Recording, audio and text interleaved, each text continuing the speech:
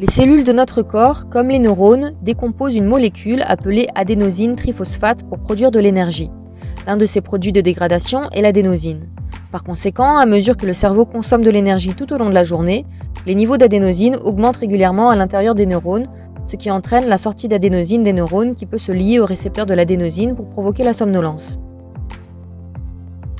Il s'agit d'un mécanisme très utile. Des niveaux élevés d'adénosine dans le cerveau indiquent que le cerveau a été très actif et a besoin de se reposer, donc l'adénosine vous endort. Plus précisément, l'adénosine a deux effets selon le type de récepteur qui maintiennent le cerveau éveillé, selon le type de récepteur de l'adénosine qu'elle active. Si l'adénosine active un récepteur A1, présent sur les neurones qui maintiennent le cerveau éveillé, ces neurones deviennent moins actifs. Si l'adénosine active un récepteur A2A, présent sur les neurones qui déclenchent le sommeil, ces neurones deviennent plus actifs. L'activation combinée de ces deux récepteurs, un signal de réveil plus faible et un signal de sommeil plus fort, ainsi qu'une variété d'autres hormones, sont responsables de votre endormissement. Pendant le sommeil, le cerveau peut reconstituer ses réserves énergétiques et commence à éliminer l'adénosine. À la fin, il ne reste pas assez d'adénosine dans le cerveau pour activer les récepteurs de l'adénosine, vous vous réveillez donc reposé. Les structures de la caféine et de l'adénosine sont très similaires, ce qui signifie que la caféine peut également se lier aux récepteurs de l'adénosine. Cependant, comme l'adénosine et la caféine ne sont pas exactement identiques, la caféine ne peut pas activer ces récepteurs. Ce qu'elle fait, c'est qu'elle entre en compétition avec l'adénosine pour les récepteurs, ce qui rend plus difficile pour l'adénosine d'activer ces récepteurs et de provoquer la somnolence. C'est ainsi que la caféine vous rend plus alerte en diminuant la sensibilité de vos neurones à l'adénosine.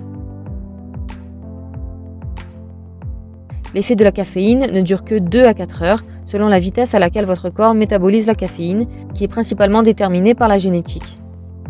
Une fois que votre corps élimine la caféine, l'adénosine peut à nouveau se lier facilement à ses récepteurs pour provoquer de la somnolence.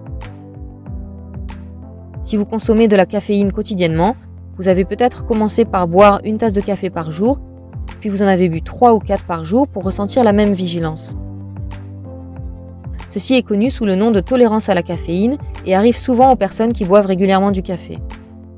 Cela peut être dû au fait que vos neurones synthétisent davantage de récepteurs d'adénosine pour compenser les récepteurs bloqués par la caféine.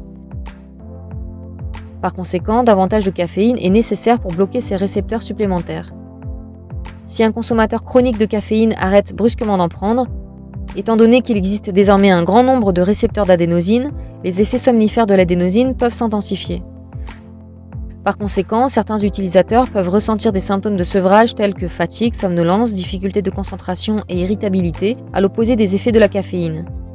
Pour éviter ces sensations désagréables, ces personnes continuent à prendre de la caféine. Il en résulte une dépendance physique à la caféine, mais pas suffisamment grave pour être qualifiée de véritable addiction.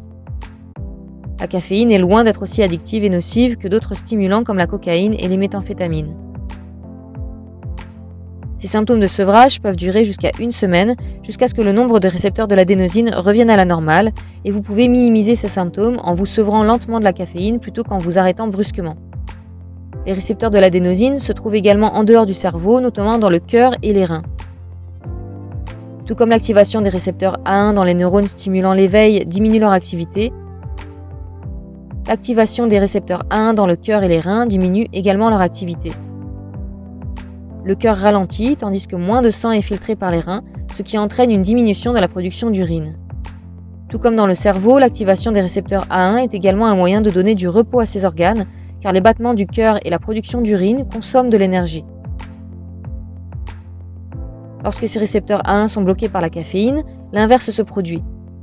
La fréquence cardiaque augmente et davantage d'urine est produite, symptôme que vous pouvez ressentir après quelques tasses de café.